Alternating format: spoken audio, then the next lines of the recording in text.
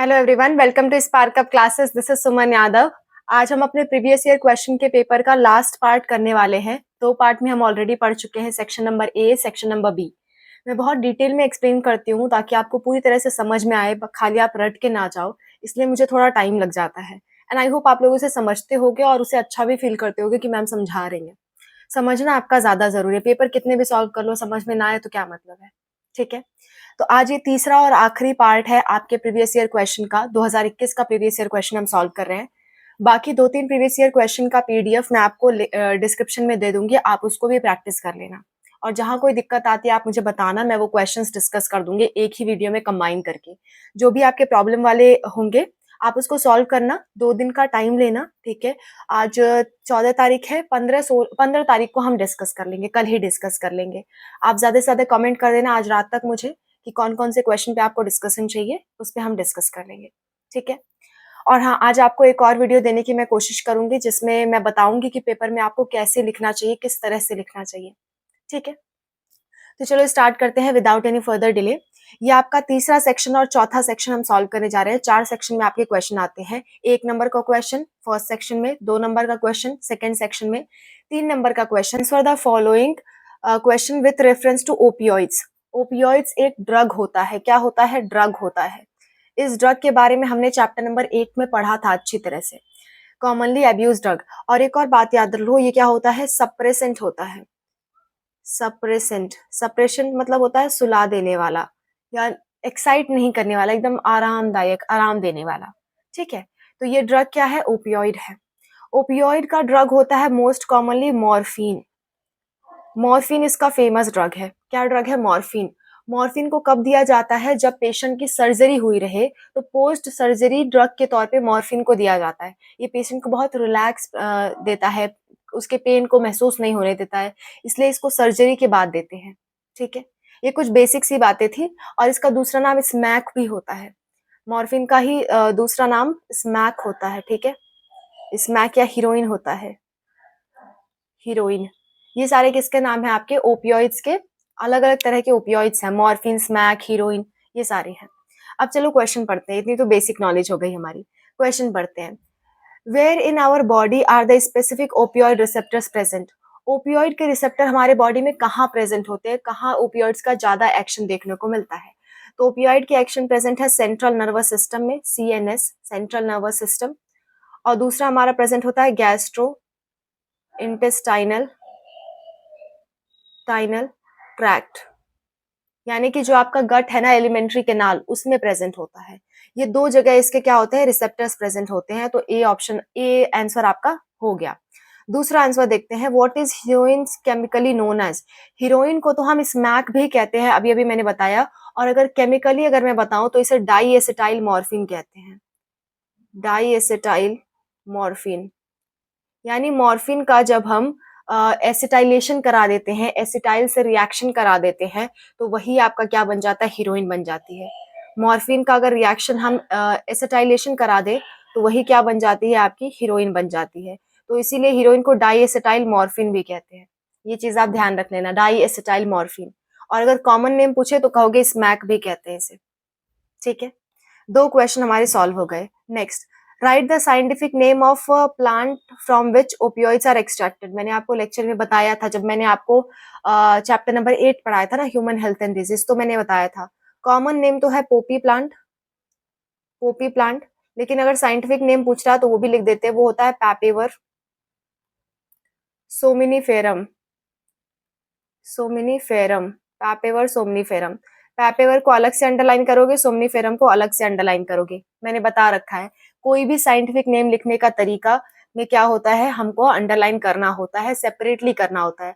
और पहला नाम कैपिटल लेटर से होता है, दूसरा नाम स्मॉल लेटर से होता है। ठीक है, देखो इसी पेपर में 2021 के ही पेपर में आपसे 3 साइंटिफिक नाम पूछ लिया अभी तक।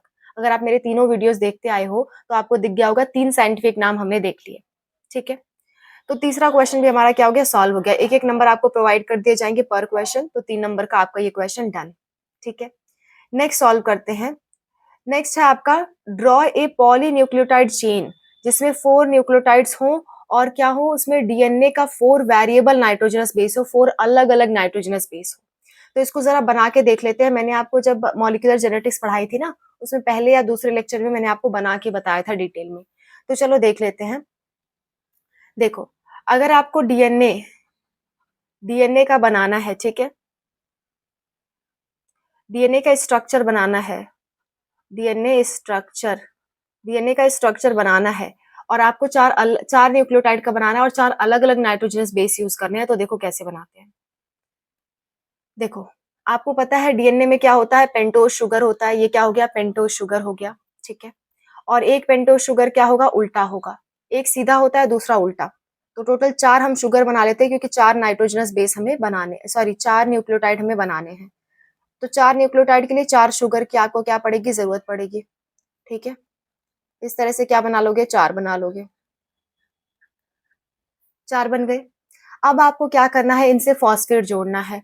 तो देखो, ये पहली पोजीशन होती है, ये दूसरी, ये तीसरी, ये चौथी, और यहाँ से एक CH2 जुड़ा होता है, CH2OH जुड़ा होता है, जो आपकी 5वीं पोजीशन होती है। और इसी से क्या जुड़ता है, फॉस्फेट जुड़ता है, PO4। और यहाँ पे थर्ड से फॉस्फेट जुड़ता है, PO4 किससे जुड़ेगा, यहाँ के 6वें कार्बन, 5वें कार्बन से, यहाँ पे 5वां कार्बन होगा। ऐसे ही यहाँ पे भी जोड़ दोगे PO4 यहाँ से, फिर यहाँ पे जोड़ दोगे PO4 यहाँ से। यानी कि जो ऊपर है उसका तीसरा नंबर वाला ले लो, और जो नीचे है उसका 5वां नंबर वाला। तो आपको क्या मिल जाएगा, चेन बनी नजर आ जाएगी। यहाँ पे भी देख लो, ये इसका पहला है, ये इसका दूसरा है, ये तीसरा है, ये चौथा है, और यहाँ पे क्या होगा, 5वां वाला होगा, CH2OH होगा। तो ये किससे जुड़ गया, फॉस्फेट से जुड़ गया। फिर आई एम सॉरी, यहाँ पे मैंने थोड़ी सी गलती कर दी, ये यहाँ से नहीं जुड़ा होगा, तीसरे नंबर पे जुड़ा होगा, है ना। Just a minute.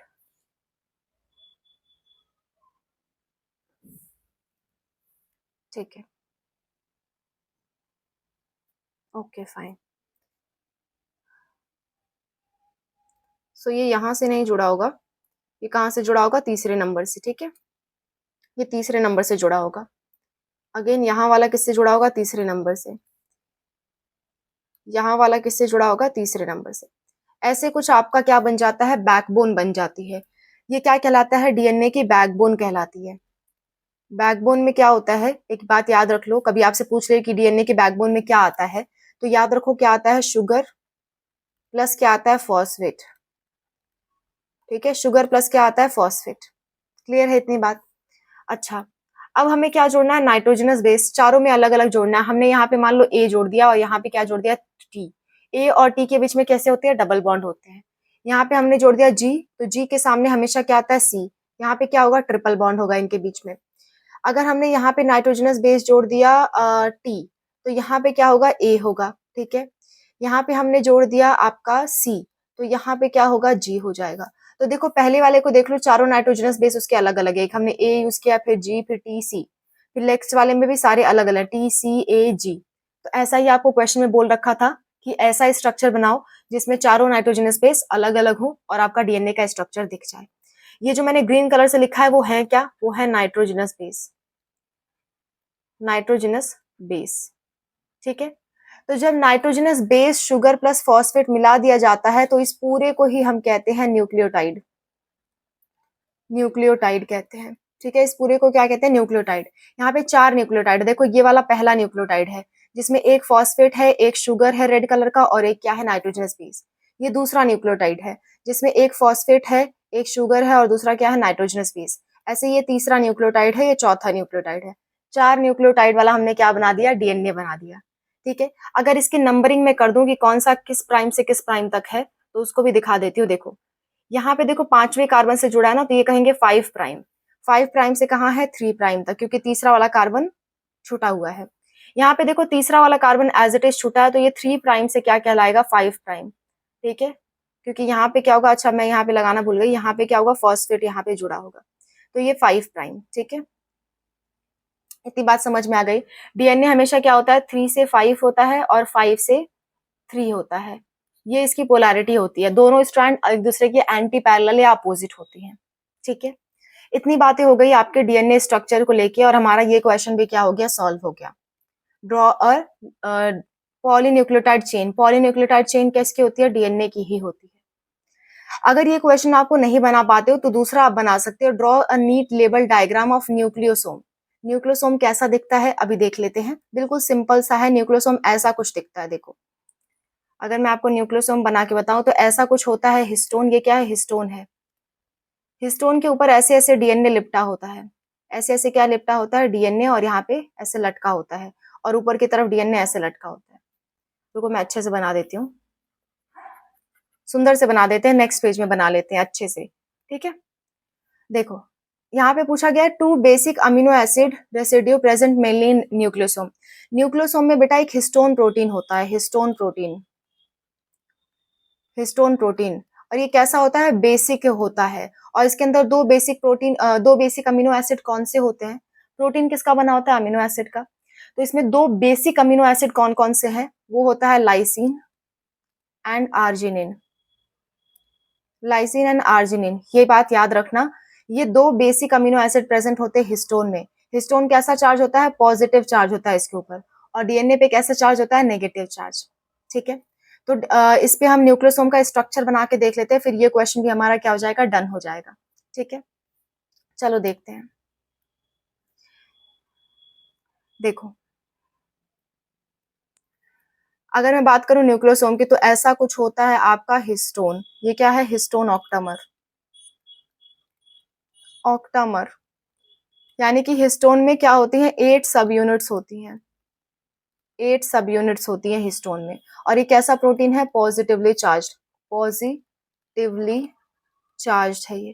क्यों पॉजिटिवली चार्ज है? क्योंकि उसमें वो दोनों अमीनो एसिड प्रेजेंट है, लाइसिन और आर्जिनिन। नेक्स्ट, इसके ऊपर एक डीएनए लिपटा हुआ होता है। कौन सा डीएनए लिपटा हुआ होता है? देखते हैं। इसके ऊपर ना ऐसे कुछ डीएनए लिपटा होता है, ऐसे। डीएनए का एक फेरा, फिर क्या होता है?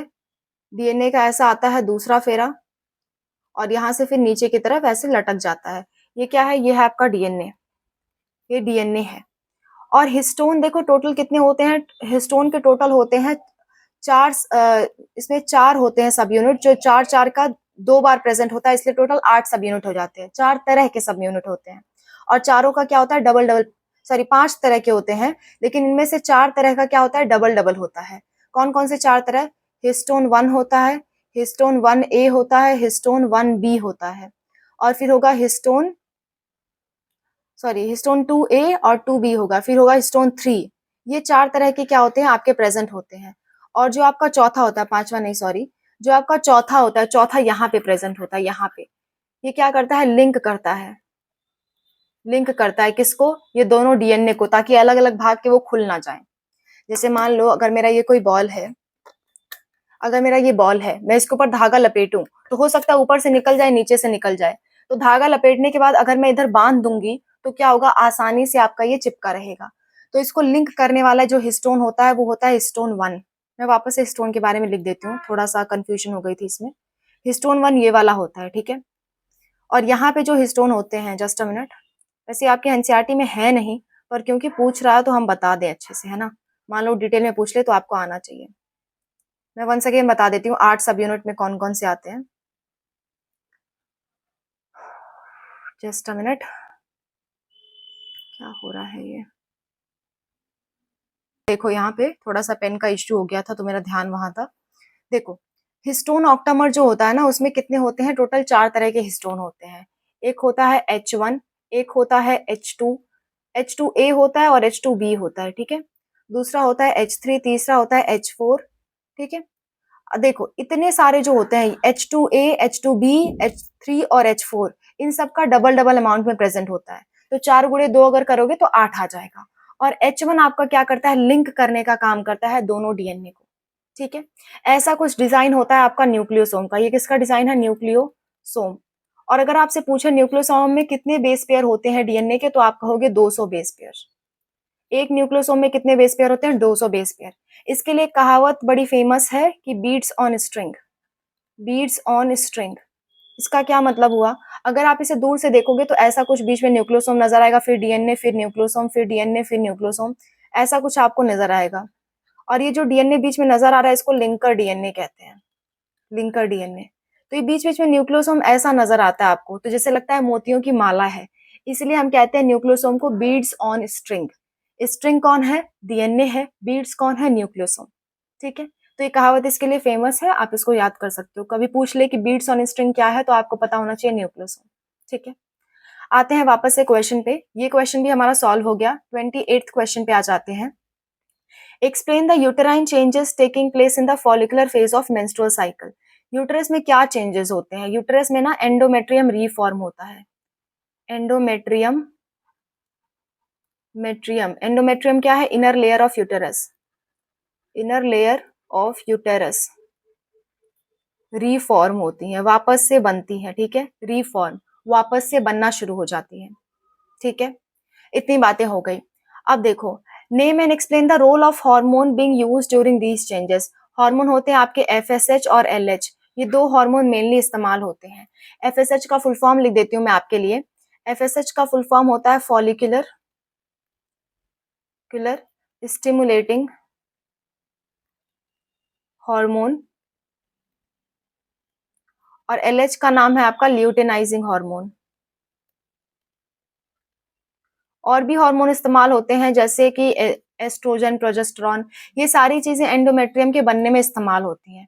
और जो मेंस्ट्रुअल साइकिल का पहला फेज है, यानी कि आपका प्रोलिफरेटिव फेज, या फिर कह सकते हो उसी को फॉलिकुलर फेज। फॉलिकुलर फेज का दूसरा नाम होता है प्रोलिफरेटिव, मैं वो भी लिख देती हूँ। फॉलिकुलर फेज का ही यहाँ पे जो फॉलिकुलर फेज लिख रखा है ना, इसी का दूसरा नाम है प्रोलिफरेटिव फेज। प्रोलिफरेटिव फेज, ठीक है, ये भी आपको पता होना चाहिए। ओके, ठीक है, तो ये आपका क्या हो गया? ये आपका हो गया 28th का आंसर हो गया ये पूरा आपका। अब हम देखना है 29th के बारे में। 29th, explain only with the help of self explanatory diagram. सिर्फ डायग्राम बना के बताना है। क्या बताना है? Polymerase chain reaction, PCR. मैं आपको बता चुकी हूँ ये चीज, इसके लिए एक पूरा लेक्चर मैंने बना रखा है, पर फिर भी मैं आपको बता देती हूँ वन गो में। ठीक है, पीसीआर 3 स्टेप में होता है। कितने स्टेप में होता है? 3 स्टेप की प्रोसेस है। पहला स्टेप होता है इसका डीनेचुरेशन। डीनेचुरेशन, इसमें क्या होते हैं? डीएनए फ्रैगमेंट्स अलग अलग होते हैं। डीएनए फ्रैगमेंट्स सेपरेट होते हैं, सेपरेट होते हैं। यहाँ पे क्या हो गया? ये डीएनए का पहला स्ट्रैंड हो गया, और ये डीएनए का क्या हो गया? दूसरा स्ट्रैंड। ये दोनों क्या हो गए? अलग अलग हो गए, एक दूसरे से टूट गए। ये 5 प्राइम टू 3 प्राइम है, ये 3 प्राइम से 5 प्राइम है। ठीक है, डीएनए के दोनों स्ट्रैंड क्या हो गए? टूट गए। इसी को कहते हैं डीनेचुरेशन। नेक्स्ट स्टेप जो होता है आपका दूसरा, वो होता है एनिलिंग। एनिलिंग, एनिलिंग में क्या होता है? इसमें प्राइमर आके चिपक जाते हैं। क्या होगा? प्राइमर आके चिपक जाएंगे। जो टुकड़े अलग हुए ना, वहां पे क्या चिपक जाएगा? प्राइमर। ये 5 प्राइम से 3 प्राइम था, ये 3 प्राइम से 5 प्राइम था। यहाँ पे क्या चिपक जाएंगे? प्राइमर चिपक जाएंगे। मैं चिपका के आपको दिखा देती हूँ। यहाँ पे चिपक गया प्राइमर, और यहाँ पे इससे चिपक गया प्राइमर। ये क्या है? प्राइमर है। ठीक है, आई एम सॉरी, मुझे ऊपर चिपकाना था, मैंने उल्टा चिपका दिया। कोई बात नहीं, इसको 3 प्राइम से 5 प्राइम कर लो, और इसको कर लो 5 प्राइम से 3 प्राइम। हमेशा 3 प्राइम की तरफ प्राइमर चिपकता है। ठीक है, प्राइमर चिपकता है। प्राइमर क्या हो जाता है? सिंथेसाइज्ड डीएनए होता है। सिंथेसाइज्ड डीएनए होता है, ताकि आपका क्या हो? पॉलीमराइजेशन स्टार्ट हो सके। और याद करो, पॉलीमराइजेशन करने के लिए आपका डीएनए पॉलीमरेज नाम का एंजाइम यूज होता है, ये आपको याद होना चाहिए। और यहाँ पे जो डीएनए पॉलीमरेज यूज होगा, उसको हम कहते हैं टैग पॉलीमरेज। क्या कहते हैं? Tag polymerase. तो इसके बाद तीसरी स्टेप होती है आपकी एक्सटेंशन। एक्सटेंशन में क्या होता है? पूरा पूरा ये डीएनए बन जाता है। मैं यहाँ पे आपको बना के दिखाती हूँ। ऐसे क्या होता है? पूरा पूरा डीएनए बन जाता है। ये एक डीएनए, ये दूसरा डीएनए, ऐसे बन जाता है। मेरे पास नीचे जगह नहीं थी, तो मैंने ऊपर बना दिया। ये आपका 3 प्राइम से 5 प्राइम, 5 प्राइम से 3 प्राइम। और यहाँ पे इसका जो उल्टा डीएनए बना, वो 5 प्राइम से 3 प्राइम यहाँ पे बनेगा, और ये 3 प्राइम से 5 प्राइम। 2 डीएनए बन गए। और ऐसा ही आप बार बार कर सकते हो, मल्टीपल साइकिल चला सकते हो इसकी। ठीक है, ऐसे ही स्टेप होती है आपके पीसीआर की। अगर आपको समझने में जरा भी दिक्कत होती है, तो इसके लिए मैंने एक डेडिकेटेड लेक्चर बना रखा है। डिस्क्रिप्शन में लिंक मिल जाएगा, आप जाके देख सकते हो। मेरी बायोटेक्नोलॉजी के प्लेलिस्ट में आपको मिल जाएगा ये। ठीक है, चलो मूविंग अहेड, नेक्स्ट देखते हैं। नेक्स्ट क्वेश्चन, ये हमारा पीसीआर भी कंप्लीट हो गया। अब हम देखते हैं ये वाला ग्राफ। मैंने कहा था ये ग्राफ इंपॉर्टेंट है, इससे क्वेश्चन पूछे जाते हैं। जब मैं इकोलॉजी पढ़ा रही थी, तो मैंने कहा था 13वें चैप्टर में। तो देखो, इससे क्वेश्चन पूछ भी लिए गए हैं। देखो, यहाँ पे दिख रहा है S is equal to C A Z square. Equation इन्होंने दे दिया है, बस इन्होंने पूछा है कि S C Z A ये सब क्या बताते हैं। तो मैं आपको बता देती हूँ। S बताता है आपका species richness, species richness. S क्या बताता है? Species richness. सी बताता है intercept of the line, intercept. Z बताता है आपका स्लोप, या इसी को कहते हैं रिग्रेशन कोएफिशिएंट, रिग्रेशन कोएफिशिएंट। ठीक है। नेक्स्ट, ए बताता है आपका एरिया। ए क्या बताता है? एरिया। बात समझ में आ गई? तो सारी चीजें हमने देख ली। आप ये इक्वेशन को भी याद रखना बेटा, इक्वेशन याद रखना जरूरी है। इक्वेशन भी आपसे कभी कभी पूछ लेता है, इसमें तो दे दिया है लेकिन इक्वेशन भी आपसे पूछ लिया जाता है, तो उसको ध्यान रखना। नेक्स्ट आपसे क्वेश्चन इसमें पूछ रहा है what will be the range of Z line. Z line का नॉर्मली रेंज तो होता है बेटा 1.2 से लेकर के 1.6 तक नॉर्मल होता है, लेकिन यहाँ पे पूछ रहा है वेरी लार्ज एरिया का बताओ, तो वेरी लार्ज एरिया का हो जाता है 0.2 से लेकर के 1.6 तक। ठीक है। वेरी लार्ज एरिया का ऐसा हो जाता है, नॉर्मल अगर आपसे पूछे नॉर्मल तो आप कहोगे 1.2 से 1.6, अगर लार्ज एरिया का पूछे तो थोड़ा लार्ज आप वैल्यू दोगे जो कि होगा 0.2 से 1.6। ठीक है। आ जाते हैं डी सेक्शन पे। डी सेक्शन में पूछ रहा है how did Matthew Meselson and Franklin stall ने अपना एक्सपेरिमेंट बताया था semi conservative model of DNA पे। तो चलो इसको देख लेते हैं। ठीक है। देखो, stall and Meselson, sorry Matthew Meselson and stall. ठीक है। मेसेल्सन, इनका जो एक्सपेरिमेंट था वो किसके लिए था? Semi conservative nature of DNA, conservative nature of DNA पे था। ठीक है। Semi conservative nature of DNA पे था। इन्होंने रेप्लिकेशन सेमी कंजर्वेटिव है ऐसा बताया था। मैं आपको रेप्लिकेशन पढ़ा चुकी हूँ, उसमें मैंने बताया कि रेप्लिकेशन हमेशा क्या होता है? सेमी कंजर्वेटिव, यानी जो नए डीएनए बनेंगे उसमें एक स्ट्रैंड तो पेरेंट का रहेगा और दूसरा स्ट्रैंड किसका रहेगा? नया रहेगा। रेप्लिकेशन फॉर्क वाले डायग्राम में भी मैंने बताया था। तो यहाँ पे आपको इनका एक्सपेरिमेंट बताना है। इन्होंने एक्सपेरिमेंट में यूज क्या किया था? यूज किया था NH4Cl नॉर्मल और N15H4Cl यानी कि हैवी आइसोटोप उन्होंने यूज किया था, और क्या यूज किया था? नॉर्मल। ठीक है। तो इन्होंने क्या किया, एक आपका ट्यूब ली थी, ट्यूब में उन्होंने क्या रखा था? एक हैवी डीएनए रखा था, ये मान लो हैवी वाला है, और दूसरा उन्होंने क्या रखा था? दूसरे कलर से मैं बना लेती हूँ। दूसरा उन्होंने लिखा था नॉर्मल वाला रखा था। ये क्या है? नॉर्मल वाला है मान लो। तो एक साइकिल होने के बाद, यानी कि एक बार जब रिप्रोडक्शन कर ले, यानी कि 20 मिनट के बाद, किसको लिया था? इकोलाई को लिया था। इकोलाई 20 मिनट में रिप्रोडक्शन कर लेता है। तो 20 मिनट के बाद वापस से उन्होंने देखा, तो हुआ क्या? ये जो नॉर्मल वाला है उसकी स्ट्रैंड अलग हुई होगी, ठीक है, और जो हैवी वाला है उसकी भी स्ट्रैंड अलग हुई होगी। जो हैवी वाला है उसकी भी थ्रेड क्या होंगी? अलग हुई होंगी। तो जो नया डीएनए बना होगा, इसके बाद उन्होंने हमेशा क्या यूज किया था? NH4Cl, इसमें उन्होंने रेडियोएक्टिव नहीं यूज किया था। ठीक है। तो नॉर्मल में क्या होगा? ये जो हैवी वाला है उसके किनारे किनारे भी क्या बनेंगे? नॉर्मल बन जाएंगे। नॉर्मल वाला डीएनए बनेगा, इसमें भी नॉर्मल वाला, और इसमें तो नॉर्मल बन ही रहा है। यानी जो 50% डीएनए मिले वो कैसे मिले? हाइब्रिड मिले, यानी कि आधे नॉर्मल है और आधे क्या है? आपके हैवी है, आधे नॉर्मल है, आधे आपके हाइब्रिड है, हैवी नहीं है।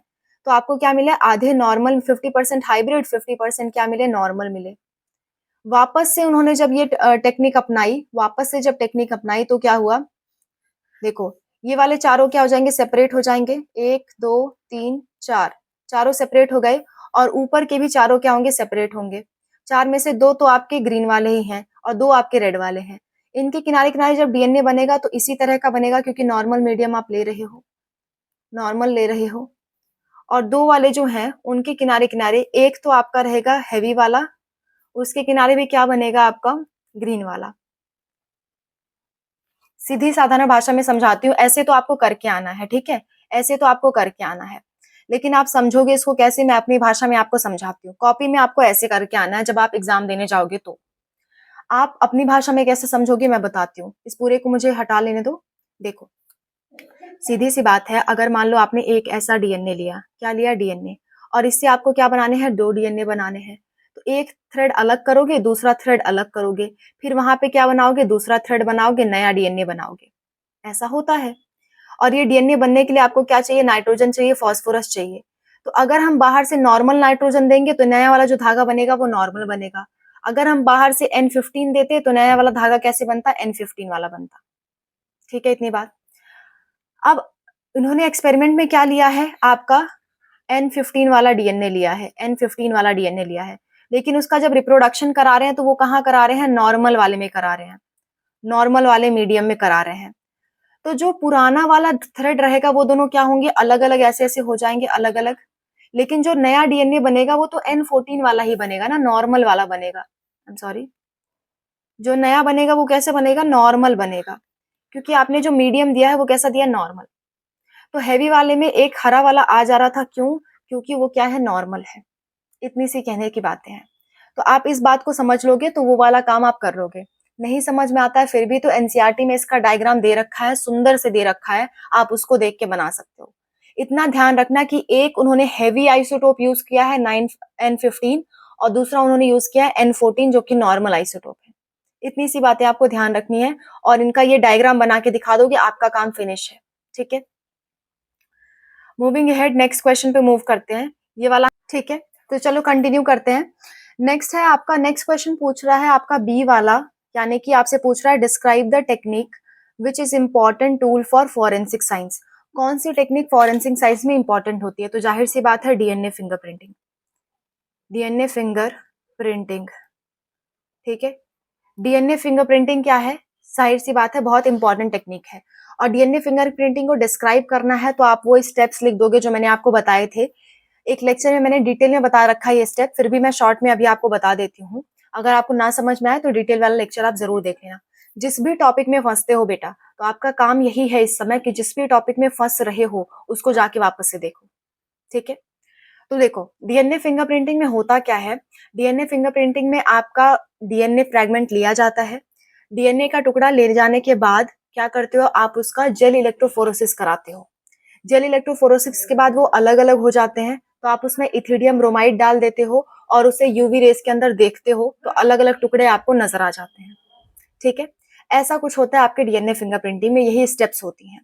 ठीक है, नेक्स्ट जेल इलेक्ट्रोफोरेसिस का कंप्लीट आप यहाँ पे लिख सकते हो, जो जो जेल इलेक्ट्रोफोरेसिस में मैंने पढ़ाया है। आपने नहीं देखा है तो एक प्लेलिस्ट का लिंक मैं आपको दे दे रही हूँ बेटा, जो कंपार्टमेंट एग्जाम प्रिपरेशन की प्लेलिस्ट है। अगर आप कुछ भी मिस कर रहे हो तो उस वाले प्लेलिस्ट में जाके देख सकते हो, हेडिंग वाइज मैंने हर चीज बताई है। ठीक है, चलो नेक्स्ट है mention 2 applications of this technique other than forensic studies. Forensic study के जगह मतलब मर्डर वगैरह का पता करने के लिए और किस चीज में इसका इस्तेमाल किया जा सकता है, तो इसका इस्तेमाल किया जा सकता है पेरेंटल टेस्टिंग। पेरेंटल टेस्टिंग, या किसी का बच्चा खो गया तो बच्चे का अपना पता लगाने के लिए पेरेंटल टेस्टिंग के लिए दे सकते हैं। मान लो कोई बच्चा आया, पता नहीं है कि अपना ही बच्चा है कि दूसरे का है, तो उसके लिए आप डीएनए फिंगरप्रिंटिंग का इस्तेमाल कर सकते हो। जेनेटिक डिसऑर्डर के लिए भी इस्तेमाल कर सकते हो, जेनेटिक डिसऑर्डर फाइंड आउट करने के लिए। ठीक है, जेनेटिक डिसऑर्डर को फाइंड आउट करने के लिए भी इस्तेमाल किया जा सकता है। ये हो गया आपके बी वाले क्वेश्चन का आंसर। नेक्स्ट आपका दे रखा है 32वां question, explain 3 different approaches used in the treatment of a person suffering from adenosine deaminase deficiency. ADA एक बीमारी होती है जिसमें एडिनोसिन डीएमिनेज नाम का एंजाइम आपके बॉडी में नहीं होता। देखो जब भी आप 5 नंबर का क्वेश्चन कर रहे हो तो जो पूछा है उससे पहले उसके बारे में थोड़ा बहुत भूमिका बना दोगे, लिख दोगे, उसके बाद जो पूछा है वो आप लिख दोगे। ठीक है, तभी आपका 5 नंबर कवर हो पाएगा, अदरवाइज कवर ही नहीं हो पाएगा। पूछा तो क्योंकि 3 अप्रोचेस है, तो पहली अप्रोच होती है आपकी, पहली अप्रोच की अगर मैं बात करूं तो वो होता है enzyme replacement therapy. Enzyme replacement, इसका क्या मतलब हुआ, बाहर से जैसे इस बीमारी में क्या होता है, एडिनोसिन डीएमिनेज नाम के एंजाइम की कमी होती है बॉडी में, तो बाहर से इसका इंजेक्शन लगा दो। ये इसका पहला तरीका हो गया। एंजाइम रिप्लेसमेंट का मतलब यही होता है कि बाहर से इंजेक्शन लगा दो एडीए का। दूसरा इसका मेथड क्या होता है, दूसरा मेथड देख लेते हैं। दूसरा दूसरा होता है bone marrow transplantation. Bone marrow transplantation यानी कि बोन मैरो को क्या कर देते हैं, ट्रांसप्लांट कर देते हैं। ये जो डिजीज है ना, इसमें लिम्फोसाइट नहीं बन पाते हैं बेटा, लिम्फोसाइट मैच्योर नहीं हो पाते हैं। और लिम्फोसाइट कहाँ बनते हैं, बोन मैरो में। तो बोन मैरो को ही ट्रांसप्लांट कर दो, नया बोन मैरो लगा दो, तो क्या हो जाएगा, ये आपका एडिनोसिन डीएमिनेज से निजात हो जाएगा। लेकिन परमानेंट निजात नहीं होगा, टेम्परेरी है ये, क्योंकि एडीए ना आपकी जीन डिफेक्ट है। ये मैंने आपको तब पढ़ाया था जब मैंने आपको बायोटेक्नोलॉजी की एप्लीकेशन पढ़ाई थी। 2 ही वीडियो है बायोटेक्नोलॉजी की एप्लीकेशन की, अगर आप उसे डिटेल में देख लेते हो अच्छे से तो आपका बायोटेक्नोलॉजी की एप्लीकेशन से कोई भी क्वेश्चन नहीं अटकेगा। उस 2 वीडियो में मैंने सब कुछ करा दिया है एप्लीकेशन ऑफ बायोटेक्नोलॉजी चैप्टर का, ठीक है। तो आप चाहो तो देख सकते हो, डिस्क्रिप्शन में अगेन आपको कंपार्टमेंट एग्जाम की जो प्लेलिस्ट है उसी में आपको मिल जाएंगे ये वीडियो, ठीक है। नेक्स्ट आपसे ये पूछ रहा है तीसरा मेथड में मैं बता देती हूँ। तीसरा मेथड होता है जीन थेरेपी। जीन थेरेपी में हम क्या करते हैं, जीन थेरेपी में जो पेशेंट है उसका लिम्फोसाइट निकालते हैं, बाहर उसके कई सारे क्लोन बनाते हैं और उसको मैच्योर कर देते हैं और फिर बॉडी में ट्रांसफर कर देते हैं, और ये लंबे समय तक टिका जा सकता है, ठीक है। तो जीन थेरेपी सबसे अच्छी थेरेपी मानी जाती है इसके लिए, क्लियर। नेक्स्ट है explain how does antibiotic resistant gene on cloning vector PBR322 help in selecting recombinants and non recombinants. तो चलो मैं बता देती हूँ आपको थोड़ा बहुत इससे रिलेटेड। देखो PBR322 कुछ ऐसा आपका दिखता है, ये क्या है PBR322। PBR322 का पूरा अच्छे से डायग्राम देख लेना, इसका बनाना थोड़ा सा टफ है और फिर भी आप देख सकते हो।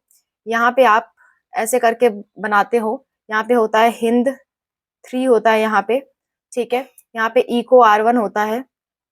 इसके लिए मैंने एक लेक्चर में बहुत आसानी से याद कराया है बायोटेक्नोलॉजी की प्लेलिस्ट में, मैं लिंक आपको डिस्क्रिप्शन में दे दूंगी, आप देख सकते हो। यहाँ पे क्या होता है, यहाँ पे क्या होता है, जीन होता है। कैसा जीन होता है, एंटीबायोटिक रेजिस्टेंस, बायोटिक रेजिस्टेंस, ठीक है। यहाँ पे क्या होता है, यहाँ पे भी होता है antibiotic resistance, antibiotic resistance gene होता है, ठीक है।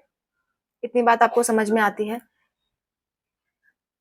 ऐसे होता है, यहाँ पे बाम H1 होता है, ऐसे करके होता है। यहाँ पे PVU होता है, PVU1 होता है, ऐसे करके होते हैं। और यहाँ पे एम्पिसिलिन रेजिस्टेंस होता है, यहाँ पे टेट्रासाइक्लिन रेजिस्टेंस होता है, ठीक है। ऐसा कुछ होता है आपका PBR322। बेटा ये सब टॉपिक ना बहुत बड़े बड़े टॉपिक है, इसको मतलब बहुत शॉर्ट में बताना पॉसिबल नहीं है, फिर भी मैं कोशिश कर रही हूँ ताकि आपको थोड़ा बहुत आइडिया लग जाए आपको क्या करके आना है। मेरा सजेशन यही होगा कि जिस भी टॉपिक में आप फंस रहे हो उसका डिटेल लेक्चर देख लो, लिंक मैं डिस्क्रिप्शन में आपको प्रोवाइड कर दूंगी। एक बायोटेक्नोलॉजी के प्लेलिस्ट का लिंक मैं प्रोवाइड करूंगी जिसमें ये सारी चीजें बायोटेक्नोलॉजी की आ जाएंगी। दूसरी मैं लिंक प्रोवाइड करूंगी कंपार्टमेंट एग्जाम की प्लेलिस्ट का, उसमें आपको सारे टॉपिक के लगभग मिल जाएंगे, ठीक है। नेक्स्ट यहाँ पे देखो होता क्या है, अगर हम इसे काट करके कोई जीन यहाँ पे इंसर्ट कर दें तो क्या ये PBR322 एंटीबायोटिक के लिए रेजिस्टेंट रह जाएगा? नहीं। यानी अगर इसको टेट्रासाइक्लिन में ग्रो करोगे तो उसके लिए उसमें वो मर जाएगा, रेजिस्टेंट नहीं रह पाएगा। तो इसी वजह से हम पता लगा लेते हैं कि ये क्या है, रिकॉम्बिनेंट है, क्योंकि ये क्या हुआ, टेट्रासाइक्लिन में जिंदा नहीं रह पाया। अगर PBR322 होता, अगर नॉर्मल PBR322 होता तो वो ग्रो कर जाता, लेकिन क्योंकि हमने यहाँ पे एक्स्ट्रा जीन लगा दिया है तो वो ग्रो नहीं कर पा रहा, इसलिए उसे क्या कह देते हैं, रिकॉम्बिनेंट कह देते हैं, ठीक है। चलो नेक्स्ट पे आते हैं। ये आपका इस तरह से बता सकते हो। आई नो ये थोड़े ब्रॉड टॉपिक है, तो प्लीज आप वो PBR322 वाला लेक्चर देख लो एक बार, ठीक है। जहां भी फंसते हो बेटा वहां लेक्चर देख लो, आपका लास्ट के दिनों में यही काम होता है कि जहां आप फंस रहे हो उसका लेक्चर आप देख लो, ठीक है। Next study the figure given below. ये जो फिगर दे रखा है बहुत आसान सा फिगर है, देखने में कॉम्प्लेक्स लगता है। आपको मालूम है जब फर्टिलाइजेशन हुआ, यहाँ पे क्या हो रहा है, फर्टिलाइजेशन, तो यहाँ पे सी वाला क्या होगा, एम्ब्रियो होगा, सॉरी जाइगोट होगा। सी वाला क्या होगा, जाइगोट। और जाइगोट धीरे धीरे डिवाइड करता है और क्या बनाता है, मोरूला। जाइगोट डिवाइड करके क्या बनाता है, मोरूला। ये जो आपका ये वाली स्टेज है ना, ई वाली स्टेज, ये आपको क्या मिल रही है, मोरूला मिल रही है। कितने सेल होते हैं इसमें, 8 सेल्स होते हैं। जब भी एम्ब्रियो में 8 सेल हो तो उसे क्या कहते हैं, मोरूला कहते हैं। इतना आप लिख सकते हो, whenever embryo have 8 cells we call it as morula। और 8 से जब 16 सेल्स बन जाते हैं, कितने बन जाते हैं, 16 सेल्स। यहाँ पे आपको दिख रहा होगा जी वाले में 16 सेल बन जाते हैं और वो इस तरह से अरेंज हो जाते हैं, तो इस स्टेज को हम कहते हैं ब्लास्टोसिस्ट, ब्लास्टोसिस्ट। और इसी स्टेज में क्या होता है, इम्प्लांटेशन होता है। इम्प्लांटेशन का क्या मतलब है मैं आपको बता देती हूँ। यहाँ पे देखो इम्प्लांटेशन लिखा हुआ है। इम्प्लांटेशन का क्या मतलब है, attachment of embryo with wall of uterus, wall of uterus. जब मदर की यूटेरस की वॉल से एम्ब्रियो चिपक जाए तो उसी को हम कहते हैं आपका इम्प्लांटेशन, ठीक है। Describe the process of implantation, तो हमने बता दिया। एच वाला क्या है, इम्प्लांटेशन है। इम्प्लांटेशन का यही मतलब होता है कि एम्ब्रियो कहाँ से चिपक जाए, यूटेरस की वॉल में चिपक जाए। अब कहोगे मैम ये तो 5 नंबर के क्वेश्चन का आंसर नहीं लग रहा, तो मैं आपको बता दूं 5 नंबर का ये जो क्वेश्चन पूछा गया इसका टू द पॉइंट आंसर तो यही है, पर आप इसमें बना के जोड़ जाड़ के लिख सकते हो। कैसे? आप पूरी फर्टिलाइजेशन डिफाइन कर दो। फर्टिलाइजेशन के बाद कहोगे, पहले कहोगे कि वेजाइना के थ्रू स्पर्म एंटर करता है, फिर वो फर्टिलाइजेशन करता है फैलोपियन ट्यूब में। फर्टिलाइजेशन के बाद आपका जाइगोट बनता है। जाइगोट की बहुत सारी स्टेजेस होती हैं, जिसमें एक स्टेज होती है आपकी मॉरुला। फिर वो मॉरुला से क्या बनता है? ब्लास्टोसिस्ट बनता है। ब्लास्टोसिस्ट बनने के बाद वो यूटेरस में इम्प्लांट होता है। ऐसे आप बना के बहुत सारी चीजें रख सकते हो। मैं टू द पॉइंट आंसर बता रही हूँ कि ये चीजें तो आपको लिखनी ही लिखनी है, बाकी आगे पीछे आप जोड़ सकते हो। 12 में आगे इतने तो होशियार हो गए कि आगे पीछे जोड़ना आपको आता है। ठीक है, तो आज के लिए बस इतना ही। ये पेपर आपका पूरी तरह से सॉल्व हो चुका है। नीचे हिंदी मीडियम का दे रखा है। अच्छा सॉरी, एक और क्वेश्चन है, उसको भी सॉल्व कर लेते हैं। इसका बी पार्ट है, 2 पार्ट में ये क्वेश्चन है, तो आपको 2 नंबर 2.5 नंबर का वो वाला करना था, 2.5 नंबर का ये वाला करना है। देखो एक और क्वेश्चन है इसमें, वो भी कर लेते हैं। आपसे पूछ रहा है कि स्टडी द फिगर, इस फिगर को स्टडी करो। ये आपका चैप्टर नंबर 2 का फिगर है। चैप्टर नंबर 2 का फिगर है, आप देख भी सकते हो, उस चैप्टर में एनसीईआरटी में दे रखा है। Describe the development events of the nucleus in the nucellus in the ovule. Ovule के अंदर न्यूसेलस कैसे डेवलप करता है उसको डिस्क्राइब करो। तो बेटा मैं आपको बता दूं क्या होता है nucellus. Nucellus divide and inside it 4 megaspore spore are formed. कितने मेगास्पोर बनते हैं? 4। 1 रिमेन अलाइव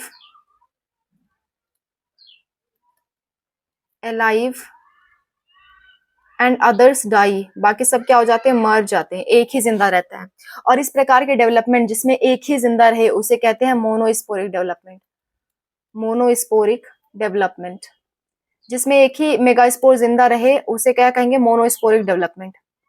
तो आपके ओव्यूल में क्या होता है? ज्यादातर फ्लावर्स के ओव्यूल में क्या होगा? एक ही मेगास्पोर जिंदा रहेगा, बाकी सब मर जाएंगे। तो इस तरह के डेवलपमेंट को हम क्या कहते हैं? इस तरह के डेवलपमेंट को हम मेगा मोनोस्पोरिक डेवलपमेंट कहते हैं, क्योंकि एक ही जिंदा रह रहा है। तो ये आपके फर्स्ट का आंसर हो गया।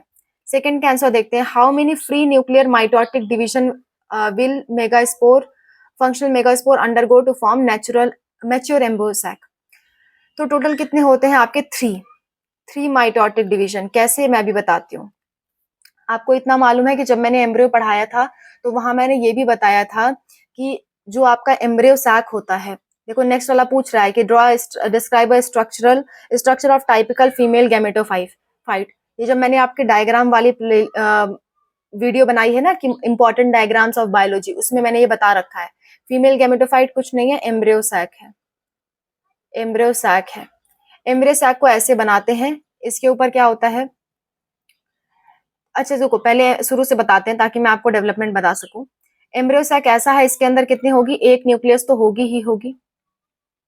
कितनी होंगी? एक न्यूक्लियस तो होगी ही होगी। एक से क्या बनती है? 2 न्यूक्लियस। तो कितना माइटोटिक डिवीजन? 1 माइटोटिक। एक से 2 बना तो 1 माइटोटिक डिवीजन। फिर 2 से क्या बनता है? 2 से 4 बनते हैं। 2 से कितने बनेंगे? 4। फिर कैसा हो जाएगा? दूसरा second mitotic division. Mitotic division, just a minute. Mitotic. आज फिर से हद से ज्यादा गर्मी है, मेरा दिमाग हैंग कर रहा है। ठीक है, अचानक से इतनी गर्मी हो जाती है, फिर अचानक से इतनी बारिश होती है, आजकल का मौसम समझ में नहीं आता। देखो एक माइटोटिक से क्या हुआ? 2 माइटोटिक डिवीजन हो गए। 2 से कितने बन गए? 4। मान लो ये दोनों क्या हो गए? 4 हो गए। ठीक है, इस वाले ने 2 बनाया और इस वाले ने क्या बनाया? फिर से 2 बनाया। ठीक है, 2 से कितने बने? 4 और बन गए। 4 से कितने बनेंगे? 2 बार ये एक बार और ये मल्टीप्लाई करेंगे तो कितने बन जाएंगे? 8 बन जाएंगे। ठीक है, एक बार और मल्टीप्लाई करें तो कितने बन जाएंगे? 8 न्यूक्लियस। तो टोटल कितने मल्टीप्लाई हो रहे हैं? 3 बार डिवीजन हो रहा है, 3 माइटोटिक डिवीजन। साधारण सी बात समझो, एक अगर डिवाइड करेगा तो कितने बनेंगे? 2 बनेंगे। तो कितना डिवीजन हुआ? 1। ये 2 से कितने बनेंगे? 4 बनेंगे। तो कितना डिवीजन हुआ? 2 डिवीजन। 4 से कितने बनेंगे? 8 बनेंगे। तो कितना डिवीजन हो गया? 3 डिवीजन। 3 माइटोटिक डिवीजन में आपके पूरे क्या बन जाते हैं? आपके ये पूरे एम्ब्रियो सैक तैयार हो जाता है। वंस अगेन मैं आपको बना के दिखा देती हूँ। देखो एक डिवीजन हुआ तो एक से क्या बना, 2 बना। दूसरा डिवीजन होगा तो 2 से कितने बन जाएंगे, 4। कितने बन गए, 4 बन गए। इन चारों का एक एक बार डिवीजन होगा तो इसके क्या बनेंगे, 2 इसके 2 इसके 2 इसके 2, तो देखो 4 से कितने बन जाएंगे, 8 बन जाएंगे। ऐसे कुछ अरेंज होते हैं। ऐसे होता है आपका एम्ब्रियो सैक का स्ट्रक्चर। ये दोनों क्या होते हैं, सिनर्जिड्स। सिनर्जिड्स। ये बीच वाला जो आपको दिख रहा है, ये बीच वाला होता है एग सेल। यहाँ पे तीनों क्या होते हैं, एंटीपोडल्स। एंटीपोडल्स। और ये बीच वाला होता है polar nuclei. Polar nuclei. Antipodal जिस तरफ होते हैं उस कोने को हम कहते हैं चलाजल एंड। चलाजल एंड कहते हैं। और जिस तरफ सिनर्जिड्स और एक्सेल होते हैं उसको हम कहते हैं माइक्रोपाइलर एंड। एंड इतनी सी बातें हैं आपके इस पूरे पेपर में। ये कोई नई बात नहीं है, ये मैं पढ़ा चुकी हूँ। आप एक बार मेरी डायग्राम वाली वीडियो देख लो। और मेरी जो मैंने, अगर डायग्राम में भी नहीं समझ में आता है तो मैंने इसकी पूरी प्लेलिस्ट बना रखी है। जहां से मैंने कंपार्टमेंट एग्जाम की प्लेलिस्ट स्टार्ट कर थी, वहीं मैंने बताया इस चीज को। ठीक है, तो आप लोग देख सकते हो। कहीं कोई दिक्कत आती है कमेंट्स में मेंशन करना। मैं 2-3 पेपर का लिंक आपको डिस्क्रिप्शन में दे दूंगी। डाउनलोड करके उसे सॉल्व करो, ज्यादा से ज्यादा सॉल्व करो, उसके क्वेश्चन फाइंड आउट करने की कोशिश करो। जहां नहीं समझ में आता है वो क्वेश्चन मुझे आज रात तक आप भेज देना, ताकि मैं उसको सॉल्व करके अगले दिन आपको बता सकूं। ठीक है, अगर लेट भेजोगे तो नहीं बता पाऊंगी बेटा, आज शाम तक भेजोगे तो मैं बता दूंगी। ठीक है, जहां भी आप लोग फंस रहे होगे। ऐसा नहीं कि हर क्वेश्चन आपने लिख के दे दिया, नहीं नहीं, पहले खुद कोशिश करना, उसके बाद बताना। ठीक है, तो आज के लिए बस इतना ही। मिलते हैं नेक्स्ट वीडियो में। एक और वीडियो मैं आपके लिए बनाऊंगी जिसमें आपको बताऊंगी मैं कि पेपर प्रेजेंटेशन कैसे करना है, यानी कैसे आपको पेपर में लिखना है ताकि आपके अच्छे नंबर आए। जल्द ही आपको वो वीडियो भी मिल जाएगा, उसको जरूर देखना आप। ठीक है, और ज्यादा से ज्यादा फोकस करो रिवीजन पे। कुछ दिन और रह गया है, पेशेंस रख के रिवीजन करो। टेंशन बिल्कुल मत लो, प्रीवियस ईयर क्वेश्चन को लेकर के टेंशन बिल्कुल मत लो। आप कर ले जाओगे, मुझे मालूम है। अगर आपने लाइन से पढ़ा है तो आप कर ले जाओगे। ठीक है, चलो ठीक है, मिलते हैं नेक्स्ट वीडियो में।